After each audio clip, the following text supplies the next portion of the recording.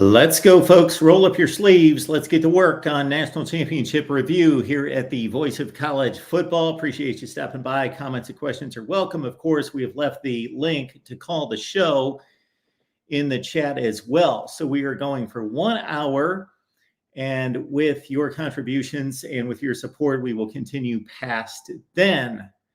And so if we can raise $100, we'll keep going and we'll go from there. All right. So we appreciate you being here at the Voice of College Football. If you are unaware of what we're doing, we are reviewing the national championships year by year by year by year. Last night, check out the show, 2023. Is there any national championship there to dispute? Well, maybe for other reasons there might be. But for 2023, it seems rather cut and dry. Yes, it is. But we put some context to some of these seasons, but as you can imagine, rather cut and dry through the college football playoff era. We marched into the BCS. We stopped at Auburn 2010, Alabama 2009. Those were quickly done. No issues there. National championships, undefeated teams, defeated undefeated teams. They are the national champions. There is no contest there. Boise State, though, a footnote in 2009 at 14-0, TCU a footnote in 2010 at 13-0, having defeated a top 5 Wisconsin team in the Rose Bowl.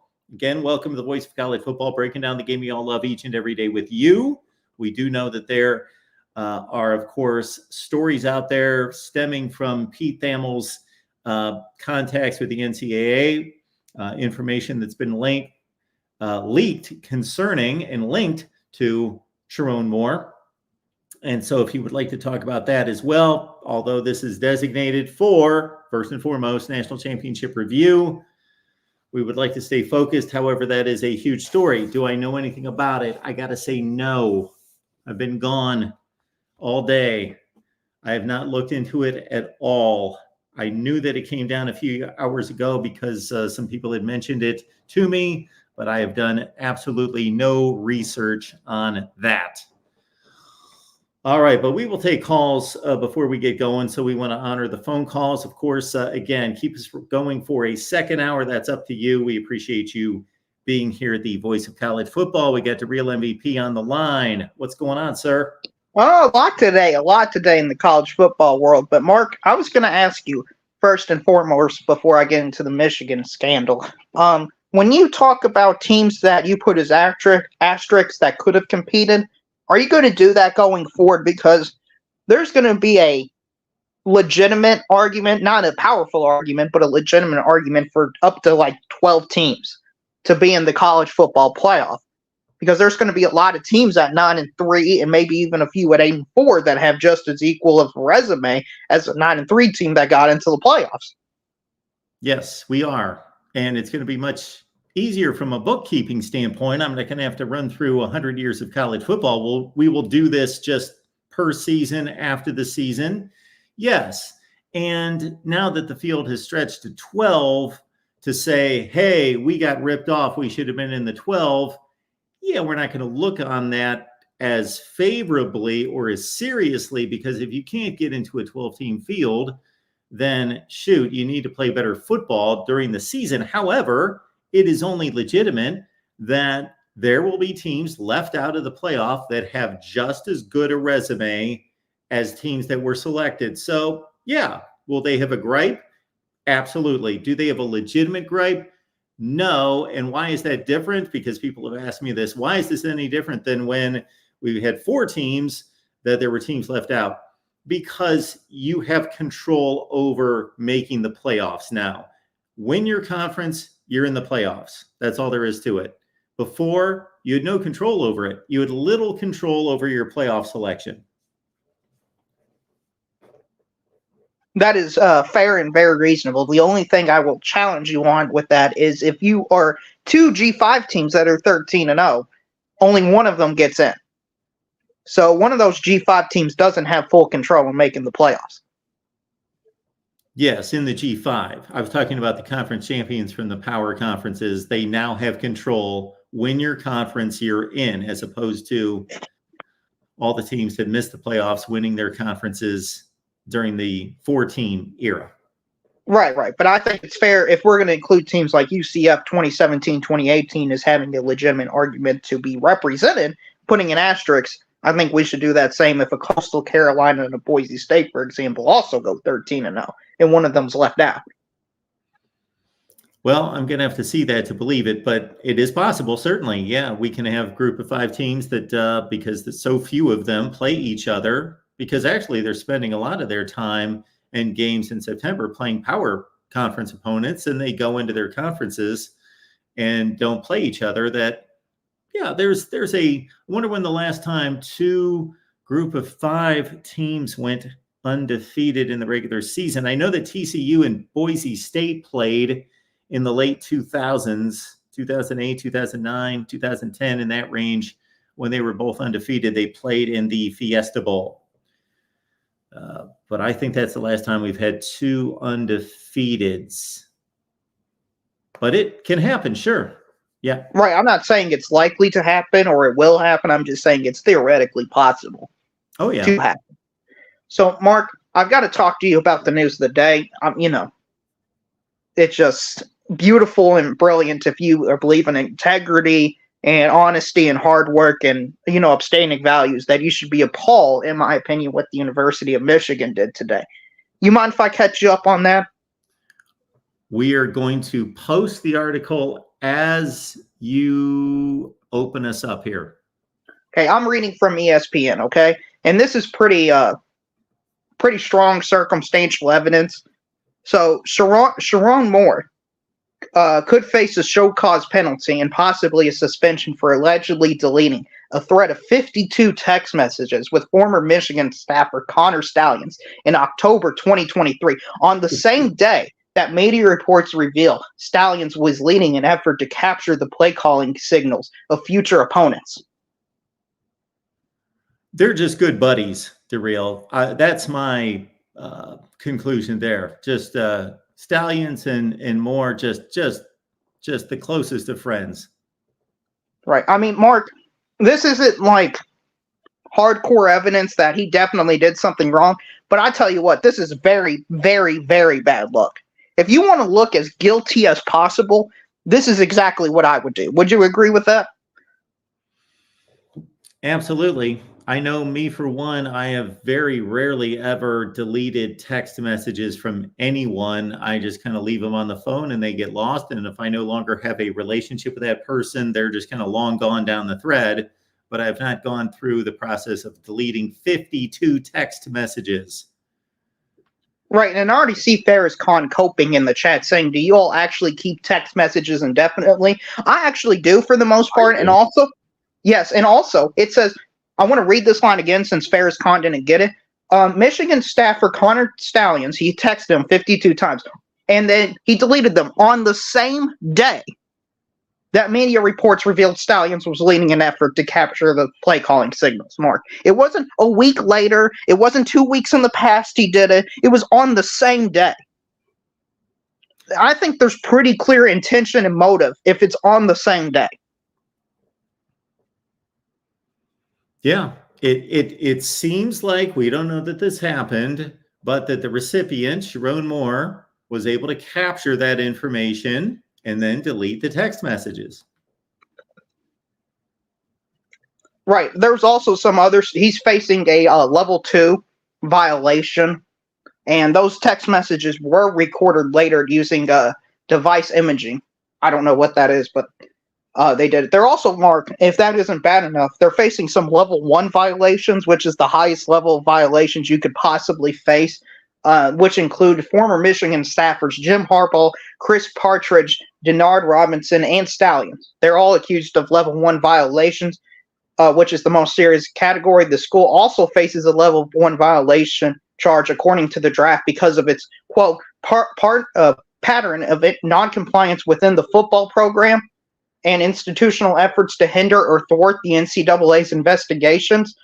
Former coaches Jesse Minter and Steve Klinkscale are also accused of recruiting violations unrelated to Stalions in this draft, or in the draft. Mark, this doesn't seem very good at all for Michigan. How bad do you think this is?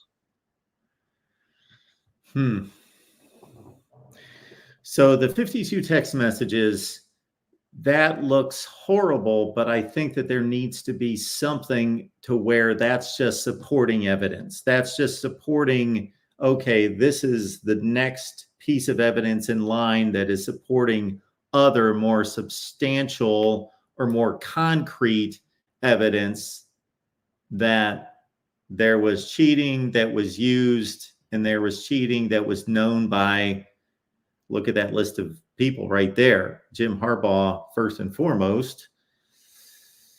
Now, the level 1 violation for Jim Harbaugh, that could be, so former coaches Jesse Minter and Steve Klingscale are also accused of recruit. That's the unrelated. Okay. That is the other situation. Is the rest of this information in the article just backstory? No, there's some actual good nuggets in there. For example, the very next program is from a spokesperson of Michigan football who said, quote, "Our athletic department and university continue to cooperate with the NCAA regarding our ongoing investigation. We do not have an update to share regarding its status at the time," Mark. I mean, to me, that is a completely deceptive and dishonest quote from the University of Michigan. I know they have to say it legally because what else are they supposed to say? But it's been pretty clear for me and anybody else that they're dragging their feet along and doing everything humanly possible to stifle this investigation. Well, yes, absolutely. That's how they've conducted themselves under Jim Harbaugh. And I'm not saying that in an accusatory way, but that's just fact, that he has not cooperated based on everything we know. At the point that he's made a statement that he has or is in the mindset of cooperating, it's been well past the point of no return or the point of, well, regardless of your level of cooperation, we are now threatening serious penalties, fines, suspensions, that he then got into a more of a cooperative mood at that point. So yes, that's disingenuous for the team. The team should basically have stated, you know, we will be cooperating with the NCAA regarding our ongoing investigation, or we have in recent weeks maybe cooperated. But yes, it's not been a continuing cooperation between the leader of your football program and the NCAA. Right, and there's some more. Believe it or not, Mark, there's some more. Just like it just keeps getting worse and worse. I will give one grace for Michigan in here. In the middle of the next paragraph, it says the draft of allegations does not provide any evidence that Harbaugh was involved in Stallion's operation or that he knew it was ongoing. The draft states that Harbaugh failed to actively look for or evaluate red flags. So it seemed like Harbaugh didn't know, according to this, what was going on, but he didn't care to know what was going on, which seems so Harbaugh-like to me from everything I've heard about him. He seems like a complete control freak. But most coaches are. Most coaches that have risen to that level are control freaks. Which is why it's surprising to me that the draft says he doesn't know anything about it. So, I find that perplexing. Yeah, well, it's perplexing in that not that I think that this should have a huge bearing on the outcome, and it's almost impossible to prove one way or the other. But did Jim Harbaugh reasonably know something is going on? They're taking care of it, meaning Stallions to his defensive staff, I'm going to, throw a blind eye at it, and therefore I'm not involved, and it's still being accomplished. Or if he simply was clueless about it and needs to be held accountable, or his program at this point held accountable for him being clueless and just not honestly being clueless, and not being the leader of a operation of that size, where you have more of a pulse on, more a finger on the pulse of what's going on. Okay, Mark. And if you let me just be honest with you. I know we got 66 people in here. Hit the like button if you think Michigan cheated, please. I'm just curious how many people think Michigan cheated. Mark, if you put Michigan cheated in this video, I'm pretty sure you would get like 200 plus watching right now. Yeah, But we should change that over. let me read something else because, believe it or not, it gets worse. In the middle of the next paragraph, it says the NCAA's draft detained by ESPN states that investigators used ticket information, film, photographies, and interviews to determine that Stallions had impermissibly scouted at least 13 future Michigan opponents. I'm going to read that again. Scouted at least 13 future Michigan opponents on at least 58 occasions between 2021 and 2023. He directed others to scout some opponents multiple times, including one team that they scouted 7 different times in 2022, according to the draft. I mean, Mark, if that to me is like the money shot in this entire article. For anybody thinking this was a rogue staffer, anybody thinking it just happened in the 2023 season, to me, that is the most like holy cow moment in this entire article because it says this is systemic cheating happening at Michigan, if that's true. What do you think?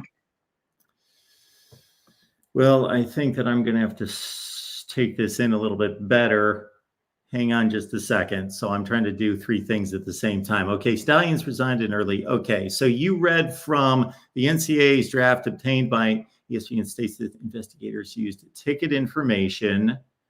Okay, we knew that. Film, photographs, and interviews to determine that Stallions had impermissibly scouted at least. So the numbers give us, we knew it was all those things: ticket information, film, photographs, interviews. We knew that. The interviews, unless they're talking about interviews that were made by Stallions to interview the people that he sent out to bring in this evidence, this information, this scouting data. I guess that's what that means. We were aware of that. It happening in 21 through 23, we knew that. It's more to me about 58 occasions, 13 future opponents. So, Hey, Mark, when was Michigan football great? When have they been great over the last decade? let's see, would have been 20, 21, 22, and 23. And when were they accused of cheating? Yeah, there seems to be quite the parallel there. They can't be denied. I mean, listen, I'm not saying any of this actually mattered on the results of the field. I have no way of concluding that. But, Mark, if you want to look as bad as humanly possible, this is exactly the way I would do it. Have your success directly correlate to when you started cheating. Am I getting hung up on some math here? If they were scouting 13 future opponents 58 times, at least 58 times. And at least 13 future opponents. Okay. Because that math doesn't, if it's 13 and 58, that's 4 to 5 times per opponent. They don't play anyone 4 to 5 times in 3 seasons. Okay. Well, whatever. It said at the bottom sentence, including one team that they scouted 7 different times in 2020. Oh, okay. I was misinterpreting that. Okay. I got it now, how that can be possible. I was reading that differently. Oh, wow. So, yeah, and believe it or not, there's just more, Mark. I mean, it just keeps going. It's just like the never-giving oasis. It just keeps going. The investigators also allege that multiple team interns and at least one other full-time team employee knew about the scheme and participated in it. The draft says that Stallions led those individuals to believe that what they were doing was not against the rules. Okay, the draft is okay. Based on, I guess, interviewing those individuals or being able to intercept communications between Stallions and those individuals, I suppose. The NCAA gathered evidence that shows Stallions was on the sideline. Okay, this is the infamous Central Michigan game in 2023. So that's been confirmed. Stallions on the sidelines. Stallions was wearing a bench pass. Okay, gear and disguise were mostly familiar with all of that. Yeah, well, that really takes us from the standpoint of, at one point there was an argument that, okay, if these are just people that have connection to the Michigan football program and they're up in the stands and you can take video of whatever you want up in the stands and all of that, to obviously Stalions being on the sideline, which that's a complete espionage act of him pulling that off to be on the Central Michigan. And by the way, everyone, they were playing Michigan State. So that's what that was all about. Yeah, the next thing that happened was the NCAA draft said Stalions failed to cooperate in the investigation. That's not surprising at all. The draft states that in October 2023, he removed hard drives from the Michigan football offices and also gave a football player a sheet containing play calling signals of a future opponent. It said Stalions asked the player to bring the sheet to a team's intern's house until he could retrieve it later. Stalions also refused to let the school review his phone, according to the draft. So Stalions had a player know the play calls of a future opponent. So somebody on the Michigan team definitely knew Stalions was cheating or had the play calling signals. I'm not going to say he knew how he cheated because I think that's inaccurate, but there's some connection between Stalions and players on the Michigan football team for sure.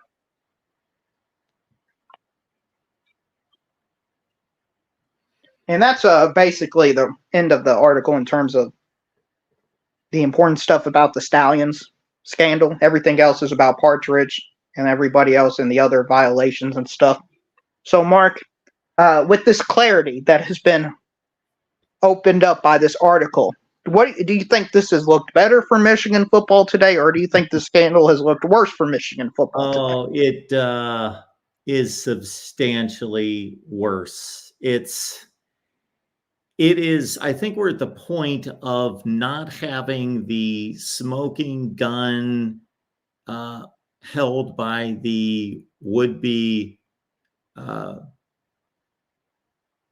because I think YouTube vets some of these comments that are made on these channels of we will not call them a certain name, of the person who likely killed the individual who's laying on the floor below them. That we don't have that, but we have everything leading up to that. You know, again, the reasonable person draws the conclusions that these things don't happen. The evidence that's pulled in all these different instances, you know, it's not just one thing or two things now. We are into the dozens of trails that these don't happen when things are done by one person, when things are done in an unplanned way, or when it's not orchestrated with a lot of knowledge from a lot of people. It's just not reasonable at this point.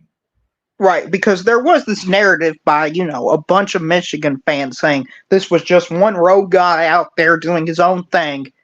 Do you believe that narrative has completely collapsed because of this article? Yes. So I'm sure based on a zillion discussions we and I have had with other people, but certainly comes to mind some of the things that we discussed last night, I clearly stated that it made no sense. It was not reasonable to think in any way that Connor Stalions acted alone and just held on to information just for his own shits and giggles, as they say.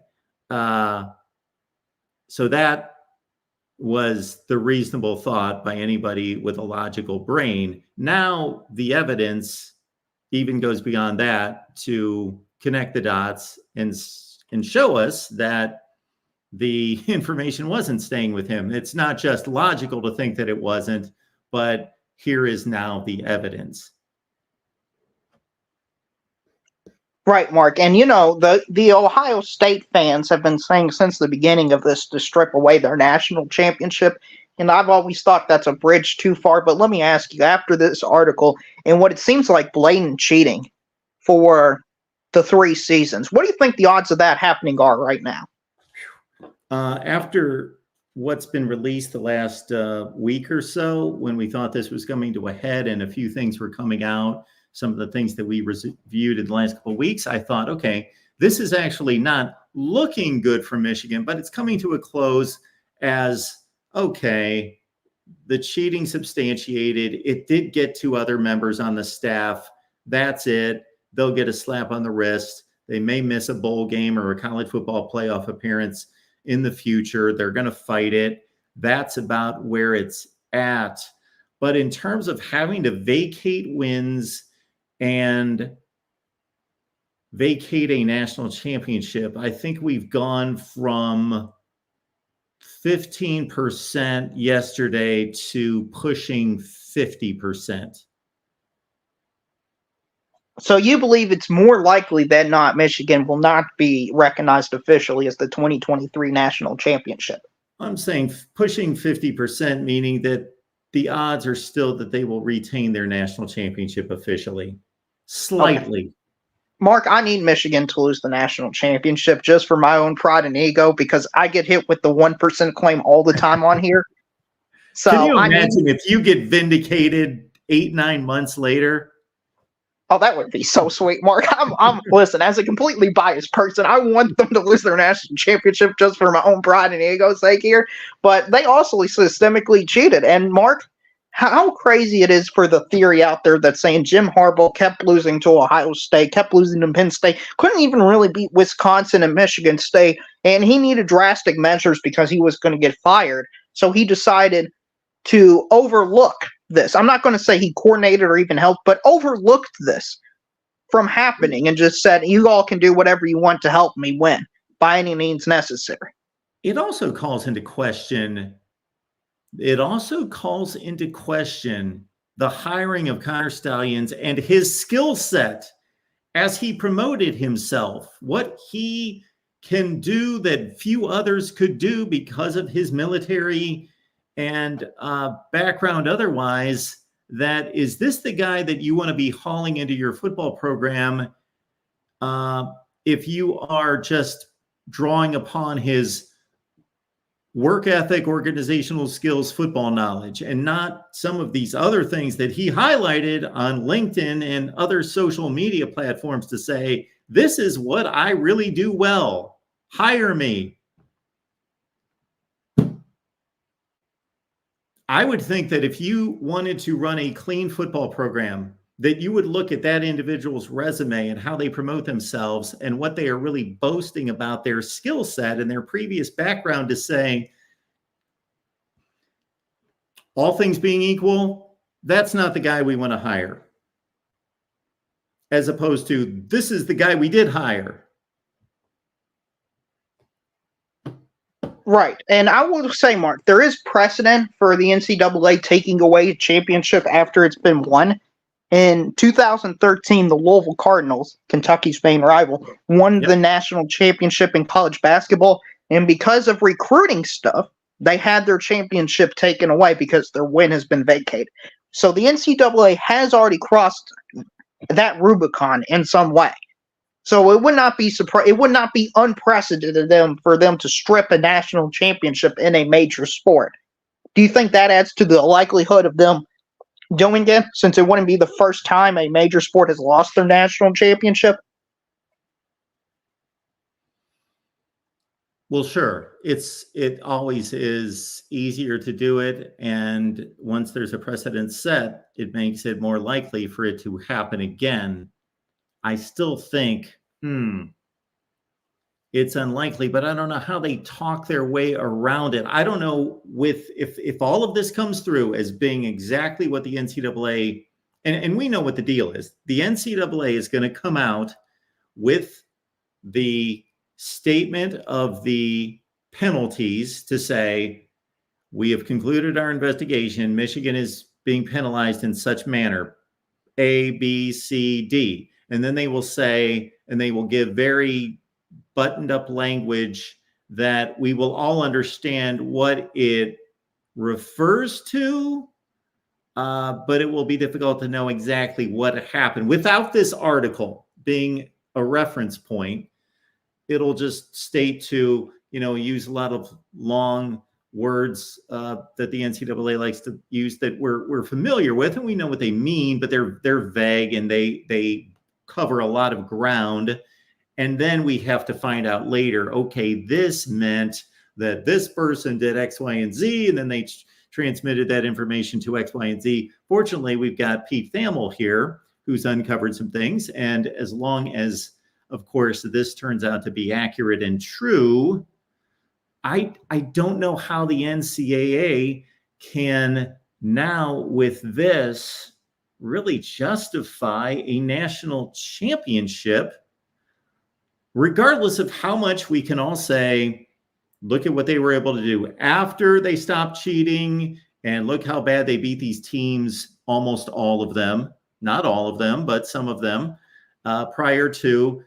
There's a difference between the real world justification of, did you really need to cheat? No, you were really this good. The Barry Bonds argument, if you're a baseball fan or know anything about that, interview baseball fans or people that understand what happened and all of that. Many of them will say, well, the guy was just that good. He was just that good. And sure, it helped him, but he's still that good. Of course, he needs to be in the Hall of Fame because just that good. And others, I think the minority, state, we don't care how good he was. Then why is he cheating? Then because he cheated to gain an advantage, he has disrespected the game. He has cheated his opponents. They didn't have that advantage. Therefore, any accolade that came his way needs to be taken away.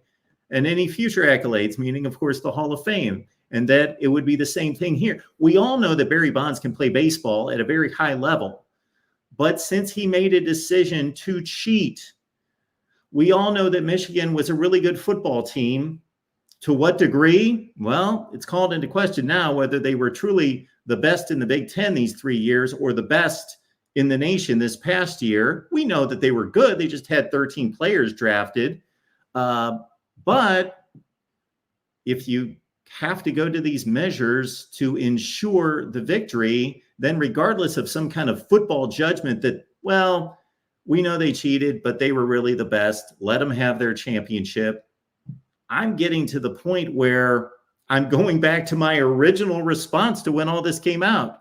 You cheat to win, and there's no other reason to cheat except you don't fully believe that you can win without cheating. Otherwise, you don't do that. If I walked outside right now and played a pickup basketball game with a 5-year-old, I wouldn't cheat. I would have no temptation to cheat. But if I could somehow, because I'm playing an 18-year-old kid who's great at hoops, well, if I've got an opportunity to cheat and that's my inclination, or that's how I conduct myself, well, obviously that would be the threat that would be required to cheat, because I feel threatened that I cannot win on my own merit. That's the only reason Mark. you cheat. And I would like to actually challenge you and say, you're doing these series on national championships. I would challenge you to vacate Michigan's national championship if you feel that way about it. If you don't believe they earned it fairly and legitimately, and you think they should be stripped away for it, it should be logically, you should strip them that national championship in your own disputed national championship series. Well, I appreciate you challenging me. It is a challenging situation because I do want to do what's just and fair, although I guess I'm evaluating a football team and program that didn't do what was just and fair. And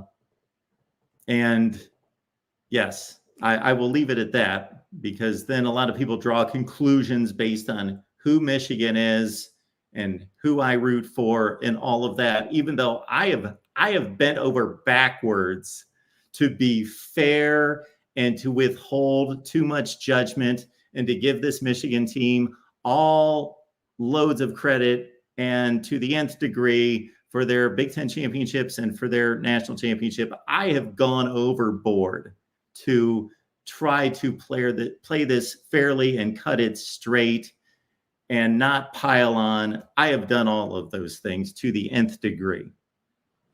Well, Mark, I want to challenge you a little bit more. It seems like your bias is hurting you in the opposite direction. You're giving them too much grace because of your fandom. You know what? You're correct.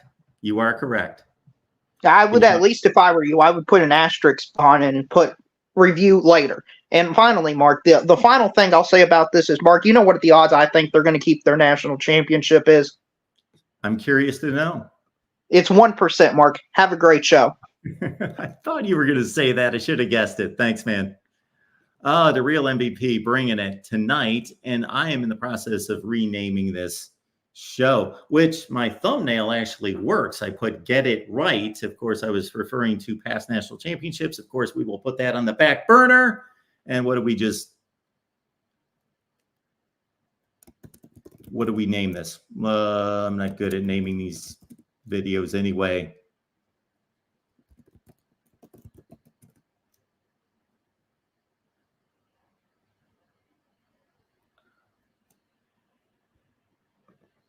Will NCAA strip Michigan. We'll go with that. Sorry for the delay. And we will take our next call. And we will stay on topic with Michigan football. Of course, this is just that big. So we got Michigan Outlaws joining us. Michigan Outlaws, what's going on? What's good, Mark?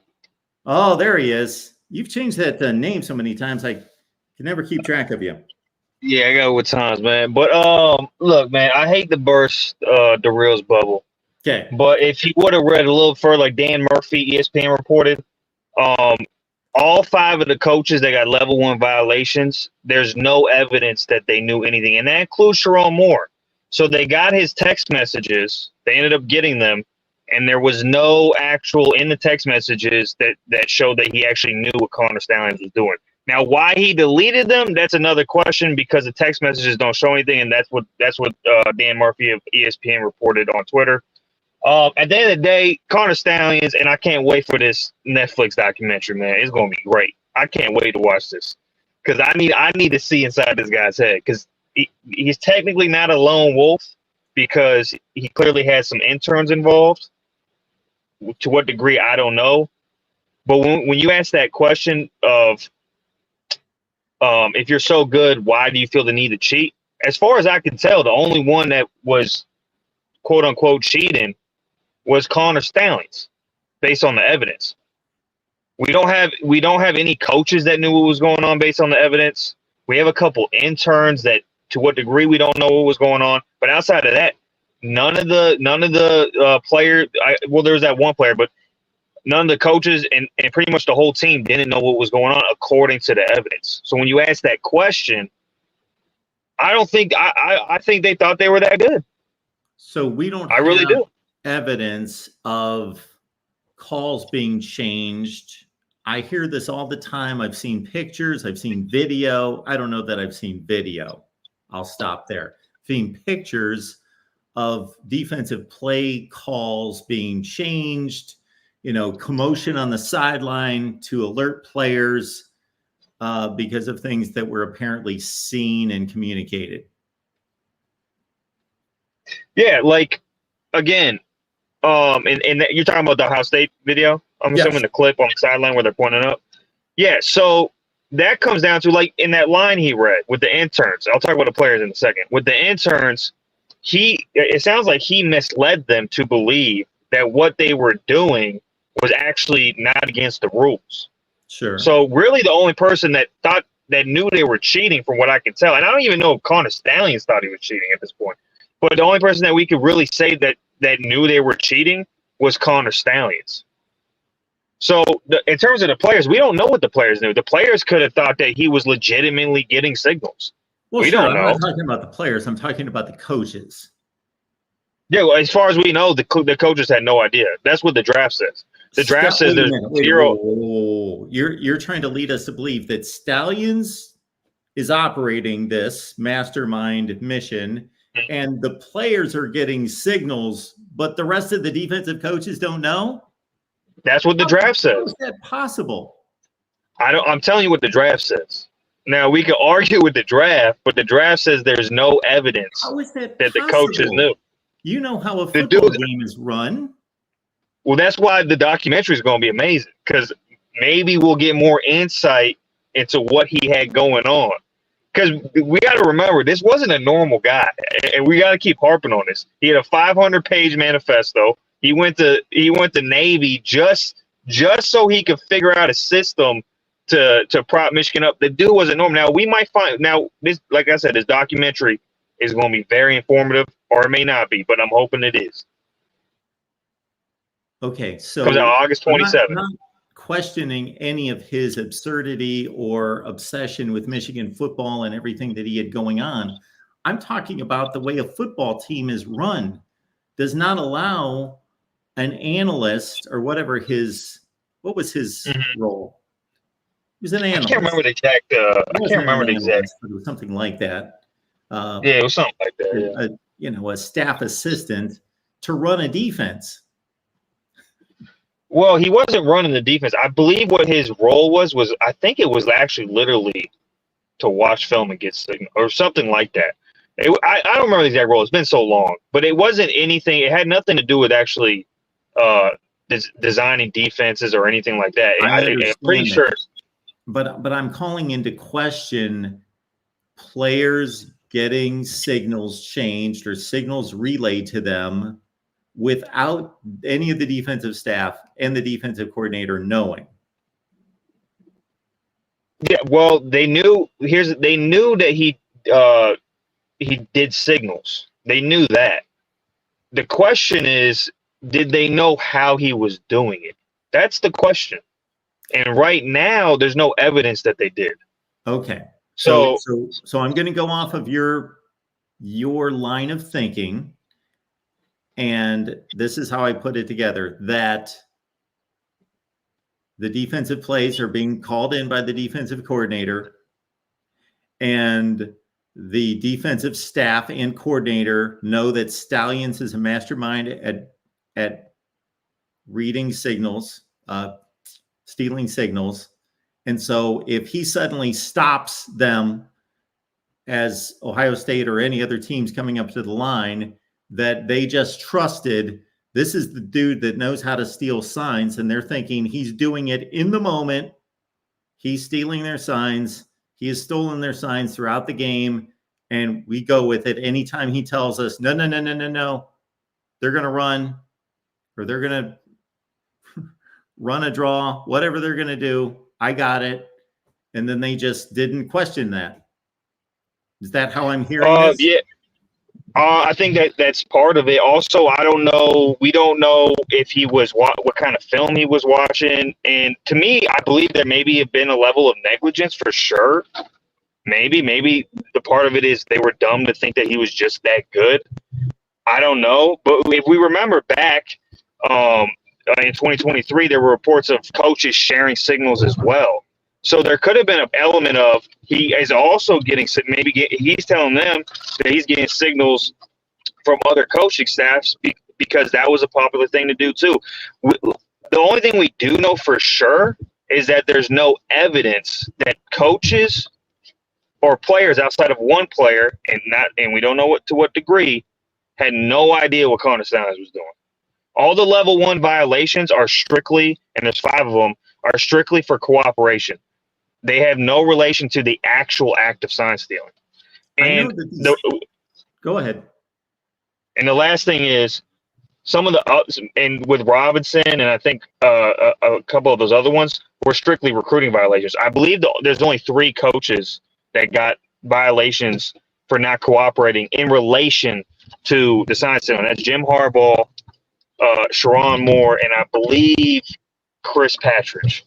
I believe are the only 3 that actually got lack of cooperation violations related to this. Yeah, but one of those is the head coach. Oh, for sure. Look, we all know Harbaugh's a pain in the you-know-what when it comes to the NCAA.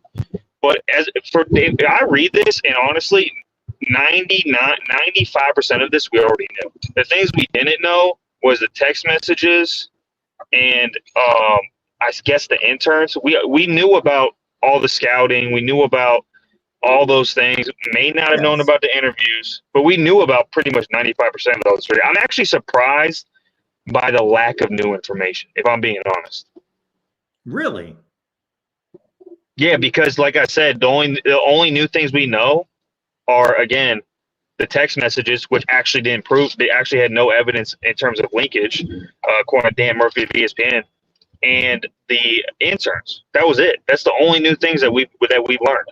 Well, again, Literally, the that's it. text messages in and of themselves do not prove anything, and even as supporting evidence, don't prove anything. But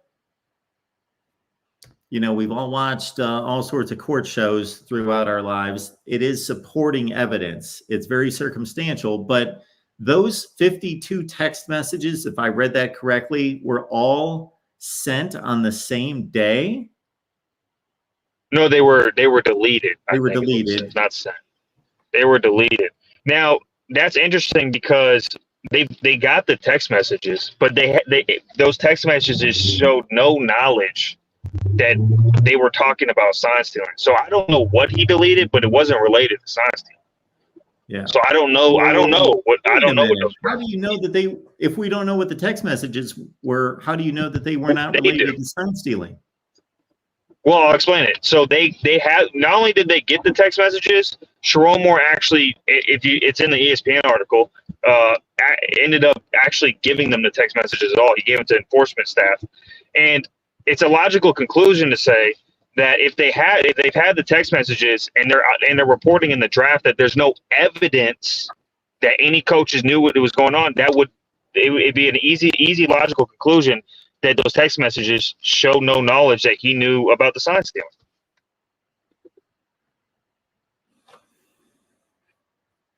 Seems awful. You follow my train of thought there? Well, it's awful suspicious. Oh, it is suspicious. I agree. 52 text messages the same day that this story first hit. I agree. Suspicious. I don't know why he would do it, but from what's been reported, they had nothing to do with sign stealing. I'm sure we're going to find out more. But like I said, I'm actually surprised by the lack of new information because I laid it out. There's really not that much new information. And who reported that the 52 text messages were read, and we know that the substance of those, and they're not about the recruiting? Well, so Dan Murphy reported on. You could go on his Twitter. Dan Murphy of ESPN, who also has a draft of the NOA, said that there were 5 coaches that received violations in this draft, and there is no evidence as of right now that any of them knew what Connor Steins was doing. And it's logical, I'm sure you would agree, that if they have the text messages and they're also saying that there's no evidence of any of the coaches knowing, including Sharon Moore, it's logical to say that those text messages showed no conversations or no linkage in terms of the actual sign stealing. Because if the text messages showed that he knew something, you wouldn't say there's no evidence that he knew.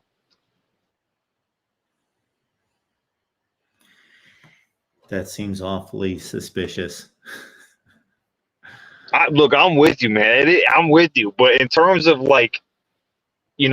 actual evidence, there is none right now. And that might change. I believe the draft said it's subject to change. I don't know exactly what that means. But as of right now, like I said, I'm just surprised by the lack of new information. Now, of course, I'm a Michigan fan, but I think I laid out a pretty good case. Okay. And but yeah, go ahead.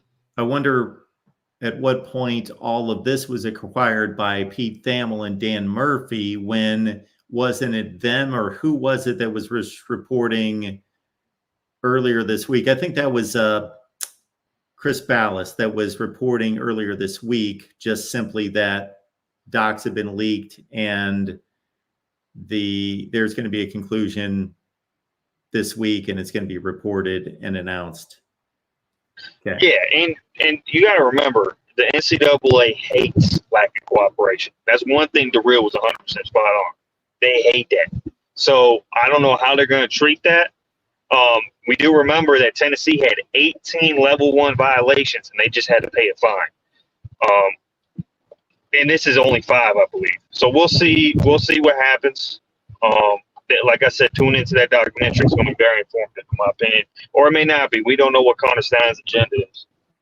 Yeah. Well, this whole situation and this level of cheating, not the level of cheating, but this category of cheating is unprecedented. Oh, I agree, man. I agree. It's just, yeah. So it's, related well, to we've the never Jeremy seen it. Pruitt Tennessee situation, that was pretty conventional. You know, what we've had throughout the history of college football is you cheat to pay players, you cheat to change their grades and make them eligible, you cheat in recruiting to get them to come to your school in some manner. That's pretty much the gamut of cheating involving on-field cheating, not this involving the exact games. Yeah, it's definitely new territory, man. And whether, I don't know if this is going to factor into their decision. Well, a couple things. The first thing is, and I'll get off after this.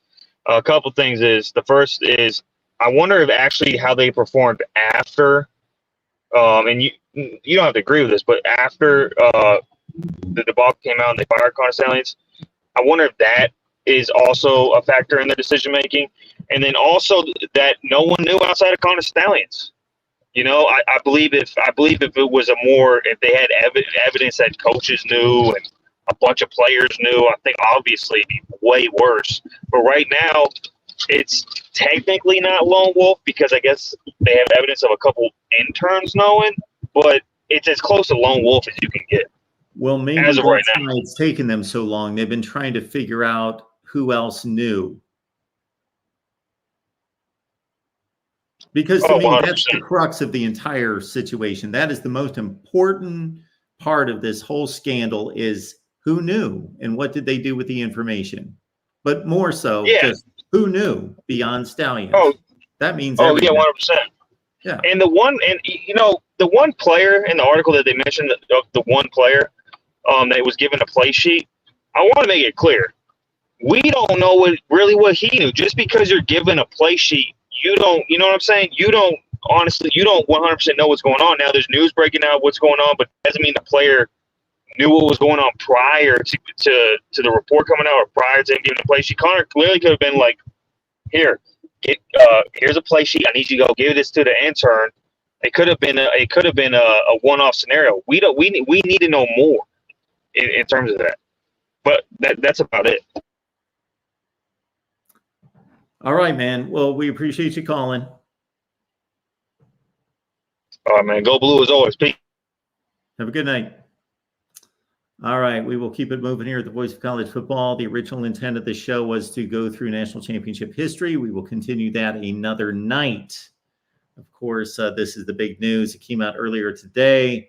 I apologize that I am not well versed on it. I walked in the door and sat down and went right to it. So I have not seen any of this except for reading this one article from Pete Thamel and Dan Murphy during our first call from the Real MVP. All right, let's keep it going here at the Voice of College Football. We've dropped the link several times in the chat. So Jackson, thank you so much for dropping the link. I will drop it again so you can give us a call on the Michigan football scandal. And I think that our guy Michigan Man did a nice job of outlining the new information, which he got me straight on that. That's certainly the new information according to my knowledge of all of this mess. We knew about all those other points except for about 4 pieces of new information. Welcome into the Voice of College Football. We've got Chris on the line. Hey, Mark, how are you? I am doing just fine. How are you? I'm doing okay. Just I'd like to add a thought, if that's okay. I like kind of hearing what you're talking about, I guess, with the general way, I guess, that we have to kind of sift through some of the things that contribute to a team being a champion. And I don't know that I'm qualified to even say much about it, except that there was one game sort of suspicious in my mind, and I'm not trying to point blame because I wouldn't know whether a team was cheating or not. I don't want to, pass judgment on a thing that might or may not have happened. But I do know that prior to playing Rutgers, just by the way I rank teams, which you don't agree with anyway, but I did have Rutgers rated ahead of Michigan, and that might be a game they might want to look at and see whether or not there was any shenanigans. Only because I didn't expect Rutgers to win, in all fairness, but that was a game I thought it could go either way, and I think Michigan won fairly easily. I don't know if you remember that game, but Well, I and I'm do. not If you're trying. talking about last year's game, Michigan won, I believe 31-7 was the final. So Yeah, they the won fairly turning easily. point, I don't want to call it the turning point. Michigan had a 10-point lead, but there was a play in the second half where Rutgers was driving. They were in the red zone. They were down 17-7 and threw a pick six, and that was pretty much the ball game. But Well, you can play can turn a game, but Rutgers anyway, coach Greg Schiano made a comment at halftime that got played all over the place when the scandal broke in terms of him saying there's some odd things going on out there. Now, it's been explained since that he was referring to something else. I don't recall what that was.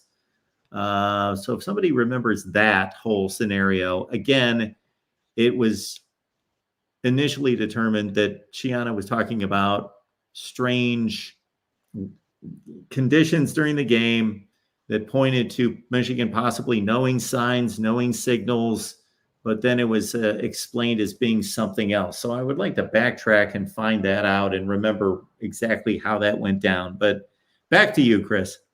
no, that's fine. Like I said, I don't know enough about it to really even guess about whether or not. I mean, to me, stealing signs that doesn't even process in my brain for some reason. I don't really know how you even do that. But anyway, one thing I was upset about, and I think maybe you might understand why. Michigan couldn't take a loss against Texas Christian. They had to say that it was cheating on the other side. That raised up a red flag to me. And I don't like being this way, but when you start pointing your finger at Texas Christian, I mean, that's kind of a sign of something. I don't know that Texas Christian has much of a reputation for doing anything wrong.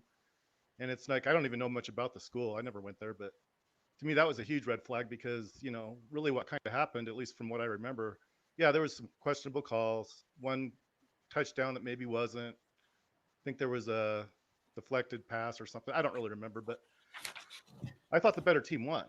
And I was a little disappointed that, you don't have to like the result, but you don't say that it was a cheat if it's not, and that really upset me just because you're telling Texas Christian, who might have the best, I don't know that they do, but one of the best history as far as being, you know, reputable, telling them that they cheated when they probably didn't.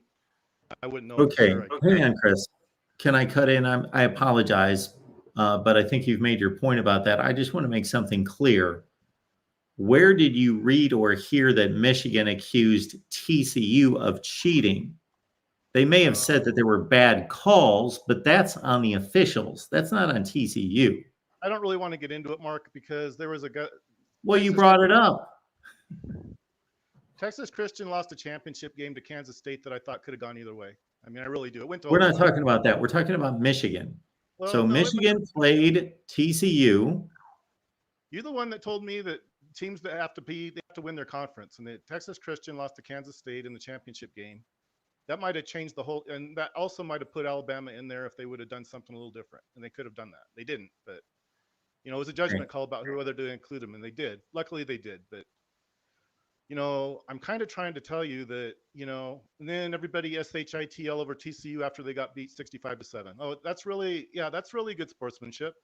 They beat Michigan relatively easily. I'm sorry, I'm not going to say it wasn't like a cakewalk, but relatively easily. Then you're going to tell you that they never should have been in there because they got 65-7. They beat them by one score. I know what the score was. I saw the game, but they couldn't stop TCU. I think you're way off on the whole Michigan said TCU cheated. I follow this pretty closely. There may be Michigan fans and maybe even players and coaches that were alluding to officiating. That has nothing to do with TCU. I don't even know that that's even true. There wasn't bad officiating. I really don't think there was. There was that touchdown that was overturned. Well, they didn't take the ball away. It was what, 1st and goal from the 1? Or not even Well, it was still a bad call. Well, I don't know that it was a bad call. They reviewed it. I mean, if it was a bad call, they shouldn't have reviewed it. I mean, I don't know what to tell you on that one. That doesn't necessarily change the result. Okay, put 6 more points on there. You think that they didn't stop TCU all night? You think they're going to stop them on the last drive? I mean, yeah, it would have put them ahead. They didn't stop them all night. Why would they stop them on the last drive just because they were ahead by 1 point or 2 points or whatever? I don't think it changed anything. But yeah, put 6 points on there. Oh, look, we won the game. Whatever. Michigan won the game, or TCU won the game fair and square. I agree with you. Well, I don't want to hear after you lose that you won. I just don't want to hear it, you know? I don't want to hear that they were the better team when you lose. That's like, to me, that's worse for sportsmanship. It's worse than, if they were so good, they would have won. I mean, I don't know that you really can justify it, but go ahead, try to do it, I guess. It doesn't matter to me, honestly. I don't really care, but that was really a red flag for me, though, because it wasn't just one person. It was like, oh, no, there was all kinds of bad calls, and there was that, what was at the end of the game where, like, the game was already over, and supposedly somebody helmet to helmet or something. Well, yeah, after the game was over, I guess somebody hit it in the helmet. Does that change anything? I don't think so, but whatever. I don't know, Mark. I just I don't like sore losers, I guess is what it is. I just don't like it. You can't take it on the chin. You don't deserve to be a champion. That's what I think. And they wouldn't have won anyway. If they would have beat Georgia, okay, put them against Georgia. Let's see if they beat that. I don't think so, but I don't think they would have done it last year either. I really don't. We don't really know who won. Not in my opinion. Anyway, that's about all I wanted to tell you, Mark. I appreciate your time and have a good day. Well, thank you, Chris. I appreciate it. So Chris had a lot of things to say. I'm not saying he didn't make sense. I just want to clarify that there's a difference between players and coaches saying that they got bad calls in the game versus saying the opponent cheated. Those are two entirely different things. And there's certainly a huge difference between saying that the opponents cheated versus the fans claiming that somebody cheated. The fans will say everything. The fans are all over the board. Anytime any group of fans, especially when they root for an elite program, lose a big game, they're upset.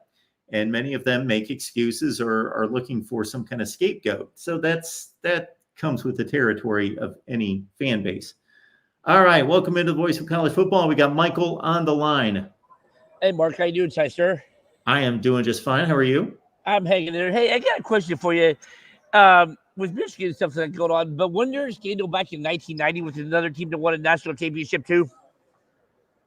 What about 1990? Didn't Colorado face some scrutiny too after they won a national championship? Yes. Again, this is totally different. We're talking about officiating errors that teams had nothing to do with. Oh no, I'm not talking about that. I'm just talking about. I'm trying to remember what the deal was with Colorado. The deal with Colorado was that they played a game at Missouri. They were losing the game. They're driving late in the game. They got the ball inside the 5-yard line.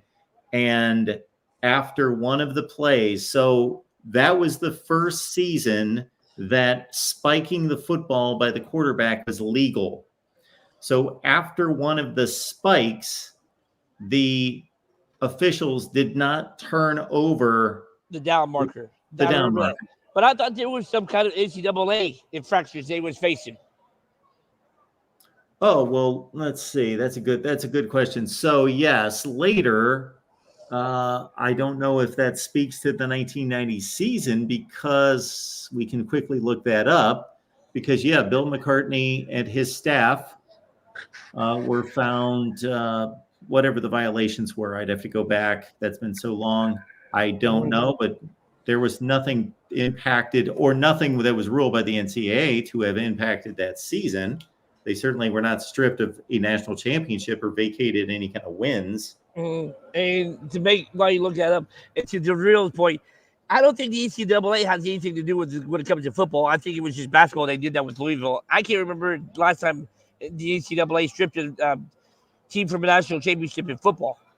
Do you?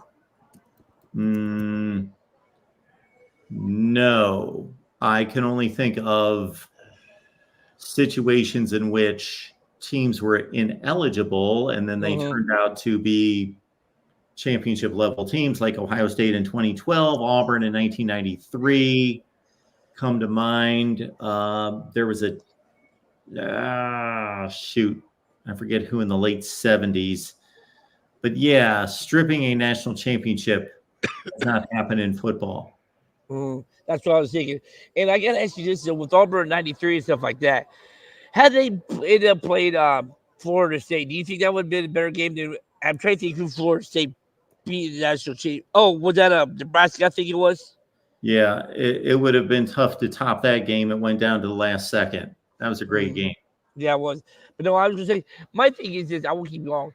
Why can't people just have an open mind and let the investigation run its course? Because this reminded me of a few years ago when Miami was facing all the allegations. And what was the end result? Are you talking about like 20 some years ago? No, I thought this was like in the last 8 to 10 years when they was facing with that one guy. I can't think of his name. Stop my head. He was doing some time in federal prison. Yeah. And everybody was already throwing Miami to the wolves and stuff like that.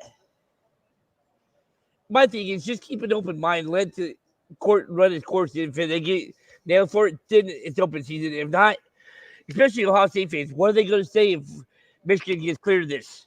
Did they go say, oh, the NCAA was paid underneath the table by Michigan and stuff like that? Come on, man. Just be honest with you. They just didn't have enough evidence to prove they did anything.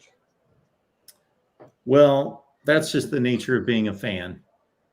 So it's not Ohio State fans. It's not any particular group. If this was happening at Ohio State, then Michigan fans would be piling on. It's just that's the nature of it. That's like with me with Purdue and IU. I would keep an open mind on it. And after the course, if it was going to, it's going to be open season.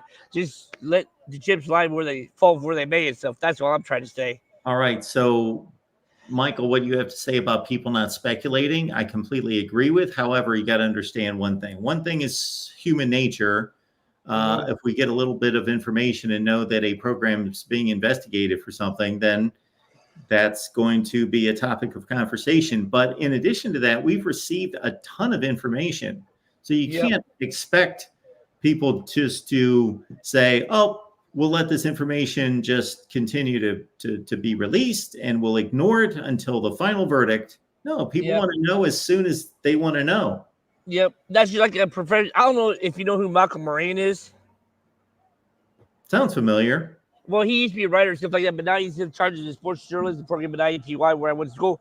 He told me one key piece, and that is, you never forget this, every story has two sides to it. At least. Yeah. Yeah. And if it's a court battle or it's a custody battle or it's something involving two sides, yes, it has two sides. Shoot, if it's anything more complicated, then you could have multiple sides to a story. So yeah. It's just like the court of public opinion right now is like guilty until proven innocent. But anyway, it is what it is. But anyway, no, I just wanted to ask you about that with Colorado because I didn't know if you got a chance to maybe look it up and stuff like that. But wasn't there like another program that was facing allegations after they won a national championship in the 90s, I think? Was it Miami or maybe Alabama or something? So Alabama went on probation not long after they won the 1992 national championship. Yeah, they were on probation starting in 1995. About things that happened before that. But it did not impact their 92 national championship. But did you get a chance to see what that might have been with Colorado? I did a Google search. I looked up a bunch of stuff, and unfortunately, they were being investigated just a couple of years ago. So that's like all the articles that are coming up. I can't. Oh, is it? Okay. Even when I put up in McCartney and try to find back to 1990, I'm not coming up with anything. Okay, but I would like to refresh my memory on that situation because you're right. It forced McCartney to resign. And, I think there were a lot of things. I think that was not necessarily football related. Wasn't there something with, like his daughter and the quarterback? And they was in a relationship and they had a child together and stuff like that too. So, yeah. And some of it affected football, maybe, but it just didn't affect football. And again, I've had an issue with the NCAA mixing real life with football and not penalizing the right people and at the right time and dragging real life into football and vice versa. I think they did that with Ohio State 15 years ago. I think they did that with the Penn State Jerry Sandusky situation. Not bad. But no, I do got to ask you this, though. It has been 40 years since this actually happened.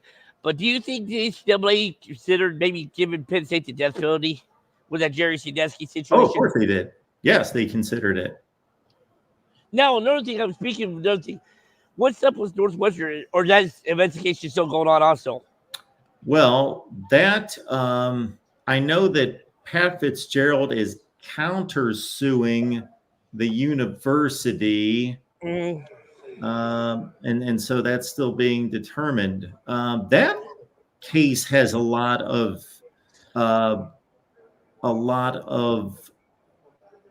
testimonials on both sides. A ton came out in Pat Fitzgerald's defense, but there's also been players that say that, he was running a tawdry football program. So is he show calls right now? Yes. I wasn't sure if he was or not. That's what I was referring to. I cannot answer that for sure. Okay. Fair enough. All right, Mark. I know you got other callers on. And is your email still the same as it was before? Yes. All right. I will email you because there is something I would need to email, and I never got a chance to. It wasn't about the conversation we had last week and stuff, but it was about something else. All right. I will talk to you in about 13 hours. Thanks, man. For the morning show. Thanks for taking my call. Have a good night, Mark. Sounds good. All right. Thanks, Mark. See you. Appreciate you being here. Yep. All right. Yeah, this is a tough one. What can I say? This is a tough one. Life is not simple. Life is complicated. Again, this shows you how complicated this is to determine. When you hear from dozens and dozens of football experts, players, and especially coaches, and they can't even agree on how much this probably impacted the games. They don't agree. They're all over the map. Some of them say it had no bearing on these games, didn't matter, doesn't help them. Others said otherwise. They said it greatly impacts the game. It helps it out considerably in regards to being able to call defensive adjustments at the last second. That only makes sense.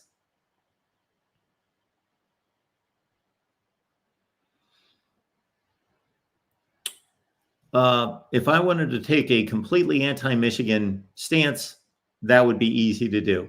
I could line up all the things that we've talked about for going on 10 or 11 months at this point, whatever it is. No, going back to mid last season. If you took everything that I've said anti-Michigan, you could take all those clips and put them together, and I would sound like the biggest Michigan hater in the world. However, I've also balanced that out with defending Michigan to a certain extent, or defending the possibility that the spread of this information and intel was limited and that they legitimately went out there and won football games. And again, I have gone overboard trying to keep an open mind and trying to go with the results on the field. And again, the starting point that we're going with innocence first and foremost, and then it has to be proven guilty. We've gotten away from that in this country, unfortunately, except for when we actually see the thugs or whoever they are do it on videotape, and then we consider them to be worthy of freedom. But yeah, this is a tough deal. And we will be back at 10 a.m. Eastern time. That's 10 a.m. Eastern time on Monday.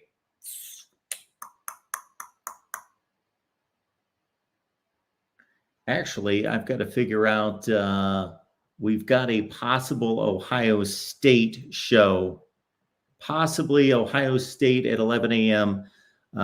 Because the guys had told me that they have practice and interviews all week, and we may have to do it on Monday, but I've not confirmed the Ohio State show for 11 a.m.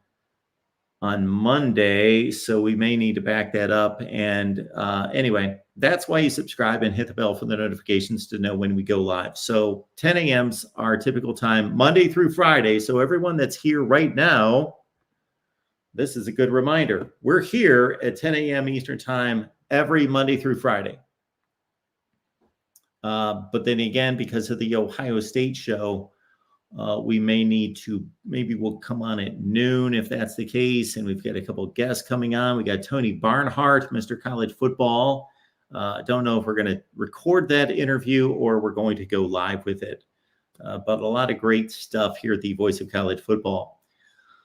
Again, this show moving forward, the Monday through Friday morning show, is going to be a 1 hour show depending on your support. So if you guys want us to continue for 2, 3, 4, 5 hours, I'll continue and stay on here forever if the show's being supported. So we do appreciate you being here at the Voice of College Football. The After the Dark guys are coming up 10:30 Eastern. That's got to be coming up here fairly soon. Yes, in a half hour. 10:30 Eastern with the College Football After Dark crew. Right here at the Voice of College Football. Appreciate you being here. Again, the schedule's in flux for tomorrow, but we will be doing Ohio State live, and we'll be live in the morning at some point. We've got to work out those details, and we will see you then right here at the Voice of College Football. Thank you for subscribing. Please like the videos. We appreciate the Super Chat contributions as well. Hit me up at Venmo, PayPal, and Cash App. You see it on the ticker down below. Venmo, PayPal, and Cash App. And thank you so much.